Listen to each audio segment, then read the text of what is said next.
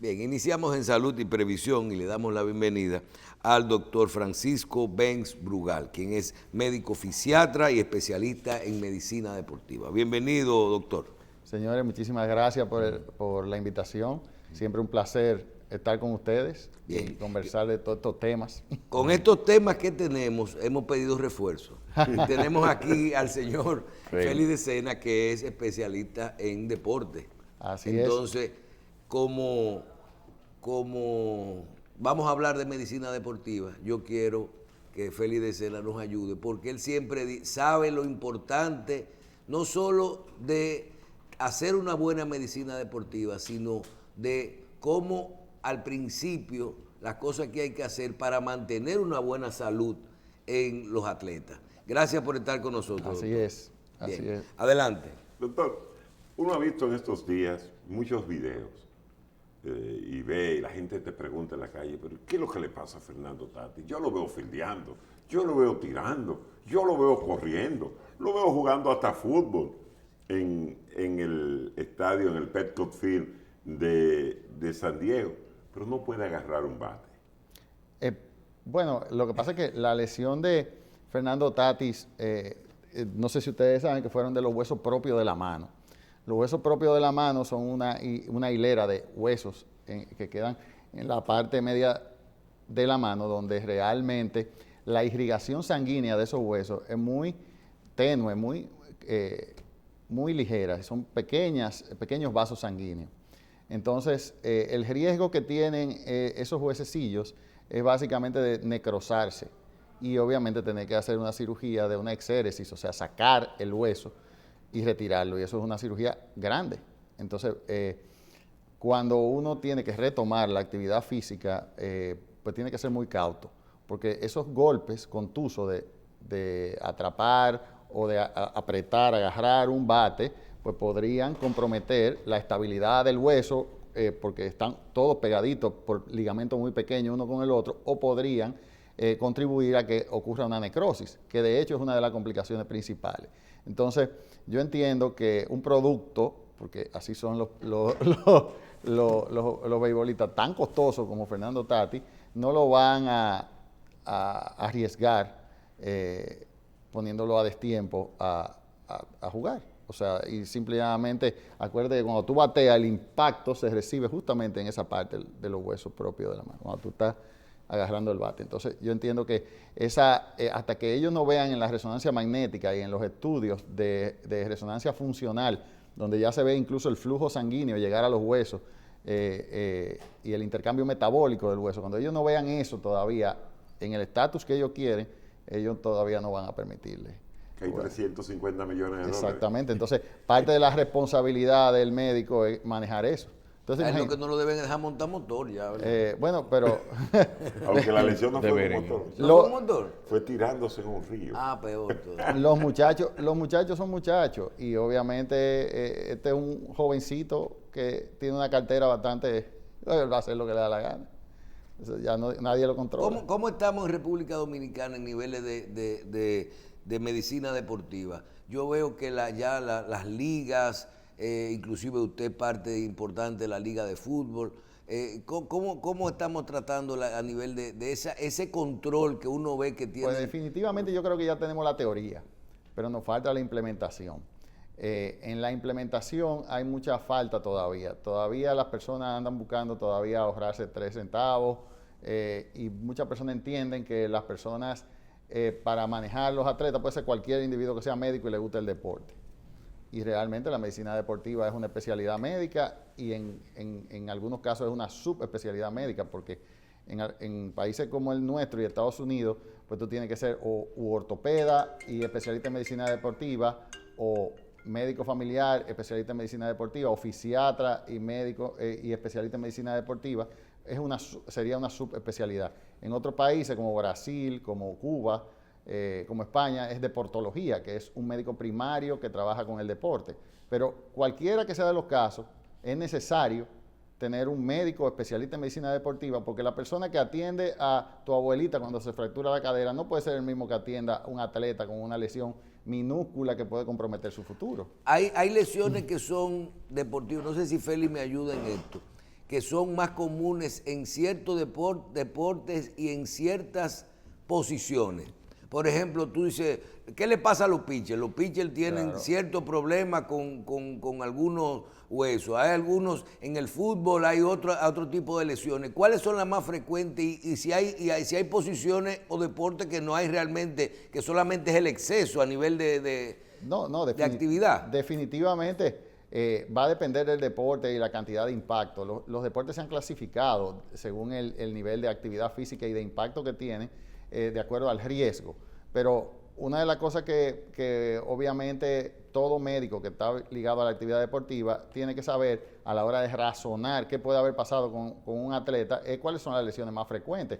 Es como la medicina en general. Cuando nosotros tenemos personas con síntomas gripales, pues nosotros tenemos que saber cuáles son los virus que están frecuentes, cuáles son qué está en el ambiente en ese momento y sobre todo cuáles son los factores atenuantes que tiene o los riesgos que tiene ese individuo en contra de su vida. Eso mismo pasa en el deporte.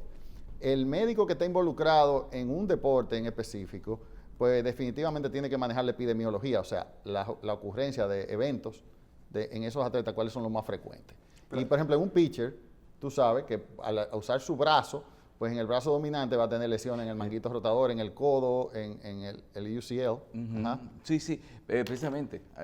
Podemos seguir ahí mismo, pero añádale a esto, por favor, ¿cuál es la práctica deportiva que implica más multiplicidad de lesiones en distintas partes del cuerpo? Bueno, los atletas que tienen lesiones, que son deportes en equipo, que implican corrida, generalmente tienen coaliciones, tienen lesiones propias del entrenamiento por corridas, por paradas bruscas. Fútbol americano. El fútbol americano, el fútbol soccer, el baloncesto, pues son deportes que tienen mayor tasa de lesiones comparado con un deporte como el béisbol, con personas que practican y el ping-pong, tenis, donde el ajedrez. El brazo. El ping-pongista tiene también riesgo de lesiones. Lo que sucede es que siempre va a ser también. Sí, o el brazo y la siempre va a ser rodilla, menor, no sé. siempre va a ser menor y acuérdate que esos jugadores de ping-pong profesional, o sea, a nivel competitivo, tienen que tener un alto poder de desplazamiento y los zapatos son muy finos y generalmente tienen un impacto alto en el suelo. Generalmente sufren mucho de fascitis plantar, fractura por estrés en los huesos propios del pie, generalmente también lesiones del hombro por el spin, la rotación, lesiones en la muñeca, tienen que romper muñecas muy rápido. O sea que sí tiene. Ahora, doctor, República Dominicana, y como todo el mundo, la tendencia nueva a hacer ejercicio. Yo me imagino la cantidad de personas que no están preparados, porque todo el mundo quiere, tú llegas al mirador, tú comienzas a caminar, ya tú dices, no, pues yo quiero ser de ese club que están corriendo, porque hay como 100 clubes de maratonistas, o sea, de carreras de 10 kilómetros, y tú ves que la gente comienza, amigos míos, y después vienen con un problema. No puedo caminar, tengo una rodilla con un problema, me embromé la cadera. Entonces van a un ortopeda, le dan un antiinflamatorio, regresan y siguen con el mismo problema. Claro. ¿Qué tanta incidencia hay en este tipo de atletas de fin de semana? Los americanos lo llaman weekend warriors, o sea, atletas de fin de semana. Sí, definitivamente es la más alta incidencia de lesiones. Es el individuo, el wannabe an athlete. O sea, el que yo quiero ser atleta. Yo quiero ser un atleta. El wannabe. Exactamente. Yo le digo a la gente, mucha gente dice, bueno... y andan en licra y yo voy para hacer un maratón. Exactamente. Pues querer hacer demasiado, muy rápido, pues definitivamente siempre es una tasa importante de lesiones. Pero también la otra parte es la repetición de gestos deportivos o de ejercicio en posiciones no bien logradas, pues definitivamente en malas técnicas, pues definitivamente... O sea, hacer un ejercicio mal en el tiempo pues, da hace daño. de hecho, es la causa más frecuente de lesiones en el ejercicio, es una mala técnica. Mucha gente cree que es el gran golpe, como me caí y me torcí un tobillo. Bueno, eso es el 30-40% de las lesiones. El 70-65% son personas que repiten en el tiempo un gesto deportivo. Una mala práctica. Una mala práctica. No calienta, ¿verdad? Hay gente que dice, no sabe ni siquiera calentar. Exactamente. Hay personas que no saben el sándwich de calentamiento, ejercicio, estiramiento. Calentamiento, ejercicio, estiramiento. que siempre hay que hacerlo y en todo. Es muy recomendable. Obviamente, muchas veces es cuestionado en algunos deportes, pero va a depender del deporte. Cuando hablamos de medicina deportiva, usted dice, aquí ya tenemos la teoría, pero todavía falta la práctica. ¿De qué usted se trata? ¿Se trata de tratar a los deportistas que ya tienen un problema o de comenzar a realizar actividades y a supervisar todos los atletas desde su origen para que no tengan esos problemas? Exactamente, tú acabas de dar el punto. Prevención. Exactamente.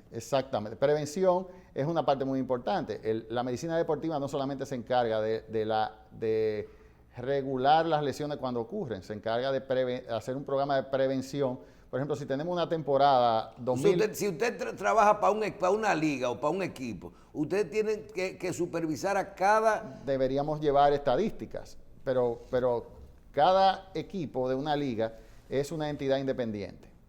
Y si, por ejemplo, tú tienes problemas para que el equipo te mande la lista del equipo que va a competir en el fin de semana y tú le estás pidiendo que te mande la ocurrencia de lesiones, pero también tú le estás pidiendo a esa persona que tenga un médico especializado en deporte para atender sus lesiones, probablemente si tú tienes un médico general que está atendiendo a esos atletas, es muy probable que ni siquiera sepa lo que está atendiendo. Sepa que si le duele la rodilla, le va a poner frío en la rodilla y probablemente ese sea su expertise. O sea que realmente nosotros ya sabemos, por la pandemia nos enseñó que un médico especialista en medicina del deporte podría prevenir que ocurran brotes de COVID. Bueno, en la liga, porque está atendiendo la prevención en general, bueno, pues probablemente eso es un éxito. Pero, ¿qué está pasando en el día a día en los equipos? ¿Hay ese personal preparado? Pues aquí cualquier joven que está viendo el programa está pensando, mira, qué chulo sería estudiar medicina del deporte, qué bueno sería. Pues realmente, ¿dónde se van a insertar? Realmente una gran parte de los jóvenes que estudian medicina del deporte generalmente optan por no regresar a la República Dominicana. Porque no tienen un espacio de trabajo, porque los equipos profesionales, las ligas, pues no están pensando en regularizar eso, están pensando en poner a cualquiera. Pero y eso yo entiendo que es, un trainer, doctor, el trainer, ahí Michelle dijo o sea, ahí es una profesión. O sea, tú vas a Estados Unidos, vas a una universidad y tú te haces trainer. Sí, bueno, pero ¿qué diferencia yo tengo entre un trainer y el médico deportivo? Pues tú tienes, primero en tiempo tienes por lo menos 10 años de estudio. Sí. En tiempo tienes por lo menos 10 años de estudio, porque el trainer realmente es un individuo que ha hecho un bachelor, o sea, un bachillerato en ciencias del ejercicio. Y esos son 3 años de estudio. Como si fuera una licenciatura, pero tú te graduaste de bachillerato y entraste y hiciste en una universidad en Estados Unidos 3 años de estudios superiores basados en ciencias del ejercicio. Si tú persistes en el tiempo, tú podrías hacer una aplicación a una escuela de medicina para hacer 6 años de medicina. Y entonces en esos 6 años te conviertes en médico. Y luego, si quieres no quedarte médico general, aplica para una especialidad, que puede ser en ortopedia, en medicina física y rehabilitación, o en medicina familiar, medicina interna, y entonces optar por un año extra de subespecialización en medicina del deporte. Estamos hablando de Estados Unidos. Si eso fuera en Cuba, tú tendrías, después de haberse graduado de médico general, optar por deportología, que es una especialidad que dura 4 años. Entonces, o sea que hay una diferencia abismal entre el conocimiento de un médico especialista en medicina del deporte y un terapeuta físico o un trainer. O sea, textualmente hay casi 10 años de preparación. Yo recuerdo un accidente grave aquí en una cancha, hace muchos años, doctor. Una voleibolista de élite, aquí estoy hablando de ti, la década de los 80, y voy a decir el nombre, Madeline Medrano, que era una estrella en ese momento en el voleibol, sufrió una lesión de la espalda. Milton Pineda, que era todavía voleibolista activo, pero ya era médico, impidió que el trainer le pusiera la mano en la espalda. Y la consecuencia de eso era que él decía, si le toca la espalda, posiblemente no caminara de la lesión que sufrió en ese momento. O sea, la intervención de él hizo que ella pudiera seguir, no solo como un ser funcional, sino que pudiera volver al voleibol después de una lesión. Porque esos muchachos que antes estaban alrededor de todos los equipos, de todos los deportes aquí, ninguno tenían instrucciones. No, eran empíricos. Empíricos, aprendían a dar masaje, simple y llanamente, y estaban alrededor de los equipos y los peloteros y los atletas confiaban en ellos. Sí, lo que sucede es que obviamente todo es una evolución. Sí. Y definitivamente la gente dice, bueno, de una intervención mal hecha de un individuo con un conocimiento empírico, pues no va a matar a nadie, pensamos nosotros realmente. Pero fíjate, Pero mira ese tú caso. estás diciendo el caso de que un movimiento de una lesión de la espina dorsal, pues en un momento innecesario podría dar al traste con que la persona quede parapléjica o tetrapléjica. O sea, textualmente puede tener una inferencia. Lo que pasa, que yo siempre digo que Dios es dominicano. O sea, si Dios tuviera una cédula, es dominicano. Nosotros hacemos tantas cosas sin planificación y mal hechas muchas veces, sin pensarlo, y nos salen bien las cosas. Entonces, que ya el dominicano está acostumbrado a ese tipo de maniobras, pero llega un momento que la estadística nos casa con Z, ¿verdad? Sí. O sea, y dicen, bueno, si la lesión ocurre de 2 de cada 500, pues cuando llegue el 498 van a venir 2 en línea. Entonces, obviamente, la estadística va a ocurrir. Y eso yo creo que nos pasa a diario en muchas de las actividades, no solamente en la parte de medicina del deporte. En la medicina deportiva se operan los desgarros, pero los desgastes también se operan. Bueno, es que eso va a depender. Por ejemplo, los desgarros no necesariamente tienen que operarse, va a depender del grado que tenga el desgarro. Un desgarro leve, o sea, grado 1 o grado 2, no necesariamente se tiene que operar. Se puede inmovilizar al paciente, o se puede hacer algún tratamiento de medicina regenerativa y el paciente puede recuperarse. Pero si hay un desgarro de un ligamento, y ese desgarro del ligamento o de un tendón es más del 60% del espesor de este tendón, pues podría ir a cirugía. Más va a depender también. Sí. Va a depender de en qué brazo si yo tengo un pitcher derecho que se desgarra el hombro izquierdo, pues no le puedo dar un tratamiento conservador. Más si tengo un pitcher derecho que se lesiona el hombro derecho, tengo que darle mucho más importancia, porque realmente su hombro Ahí que está. Pero los desgastes, ¿no? Entonces, en el desgaste de las articulaciones generalmente ocurre en el ocaso de la carrera de muchas personas, y es poco frecuente en estadios tempranos, a menos que el paciente no tenga una condición genética que induzca a ese desgaste. Y es raro que sea temprano. deportista. Pero generalmente se sabe que, por ejemplo, se hizo un estudio recientemente en la Liga Premier de fútbol, donde se dieron cuenta de que realmente una gran parte, casi el 60% de los futbolistas que han tenido alguna lesión en la rodilla, lo cual son casi todos, terminarían sufriendo de osteoartritis degenerativa de la misma rodilla. Y un gran porcentaje de ellos terminará en una cirugía. O sea que no es lo mismo hacer el deporte de hobby que hacerlo por necesidad o por que ese sea tu empleo. Eso implica un mayor desgaste de las articulaciones. Sí, uno ve atletas que fueron de alta competición con muletas o con bastones en una etapa de su vida. Tú lo ves y te duele cuando tú le dices, ese fulano. Pero ese tipo tenía. Ese fulano. Cuando tú veías a Maradona con un bastón y con osteoartritis de las 2 rodillas, que parecía un paréntesis, como digo yo, o sea, que era un genuvaro que tenía de ambas rodillas, pues era triste ver un atleta como ese. Yo, en el comentario deportivo, cada vez que veo una lesión muscular, yo digo lo mismo, doctor. Yo prefiero que se rompan una mano a que no tengan un problema en la colva.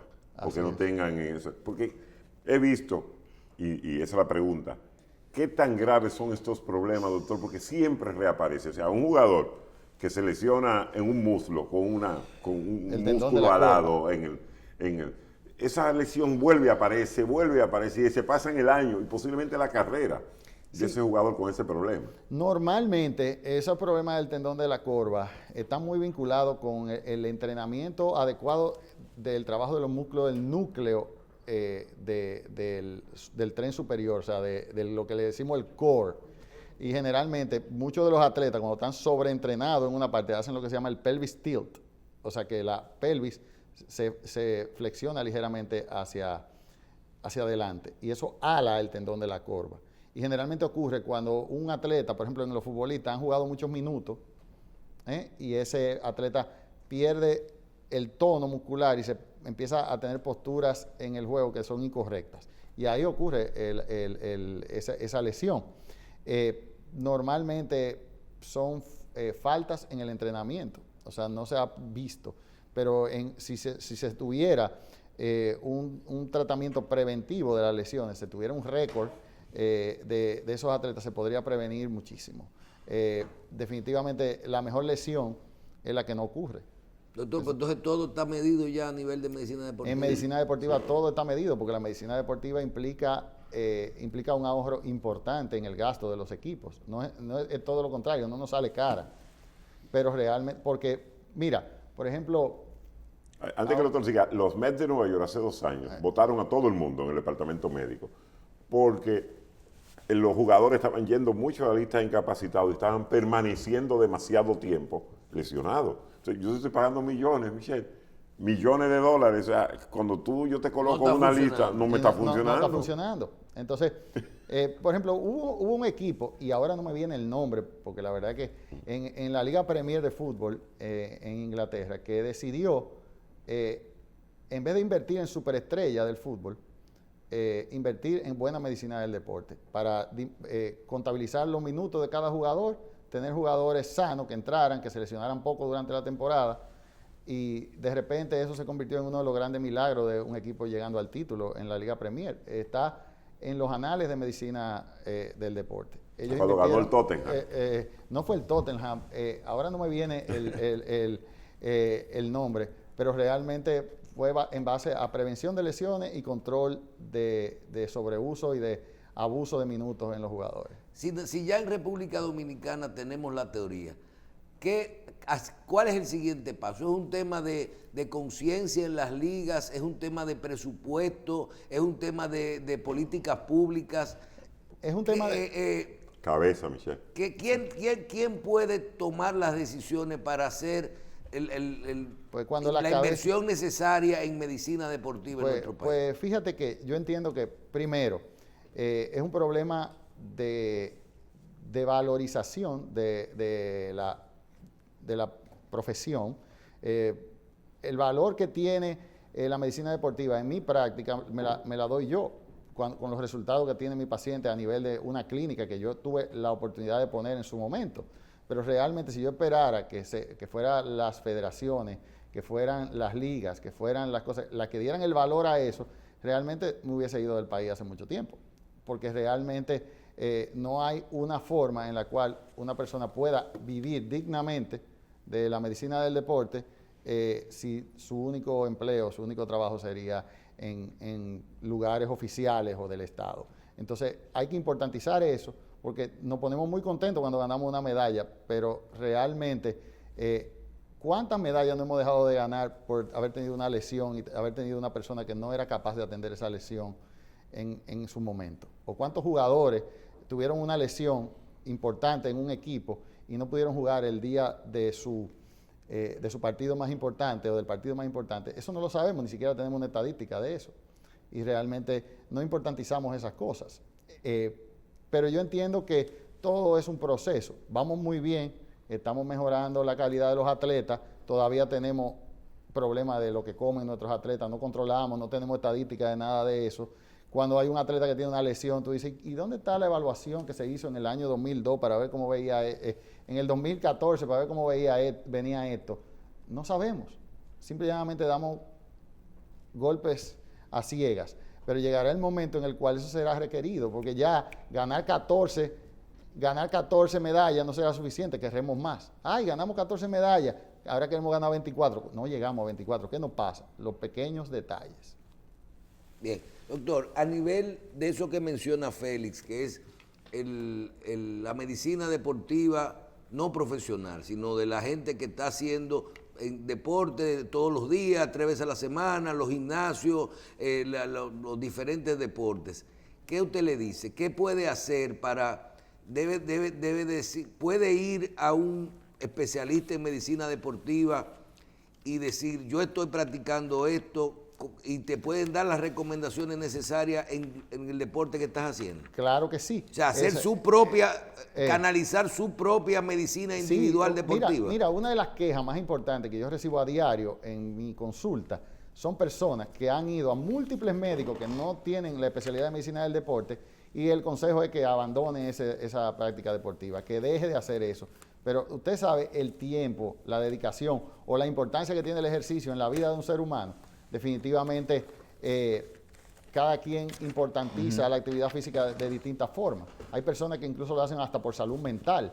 Y si abandona la práctica deportiva hay una hecatombe en su vida, o sea, no le va bien. Entonces, realmente tomar a la ligera los consejos médicos de un especialista en medicina deportiva, pues claro que es malo y claro que es importante tener esos consejos a tiempo e ir directamente a esa fuente a recibir esos consejos, porque de lo contrario, eso puede producir mucha frustración en todos los atletas y en todas las personas que quieren ser atletas.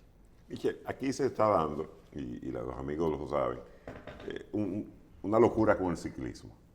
Aquí la gente está montando bicicleta de una manera y pagando un dineral por una bicicleta. Están pagando 10, 12 mil, 14 mil, 15 mil dólares por bicicleta. Sí, así es. Óyeme, tú dirás, no, porque la mía es de fibra de carbono. Pero si tú le dices, se alan un músculo subiendo la lomita de Cuesta Hermosa. Sí. Se alaron un músculo. Ahí está la bicicleta. Y viene el amigo y le dice, tómate un diclofenac, que eso se te quita. Vuelve y se ala el músculo y abandona la bicicleta. Eso es lo que está diciendo el doctor. O sea, Así que es. él está pagando 15 mil dólares por una bicicleta, pero no va a una O consulta. sea, como dice, de que tengas una bicicleta de 15 mil dólares no te hace ciclista. Te hace dueño de una bicicleta cara, pero no. Es importante que la gente cree conciencia con eso. Pero se pueden tomar su selfie en el consultorio también. Este médico cobra 15 mil dólares. Así sería magnífico, ¿verdad? Bien, doctor, gracias. Un placer. Bien, doctor Francisco Benz Brugal, médico fisiatra y especialista en medicina deportiva. Gracias de nuevo por estar con nosotros.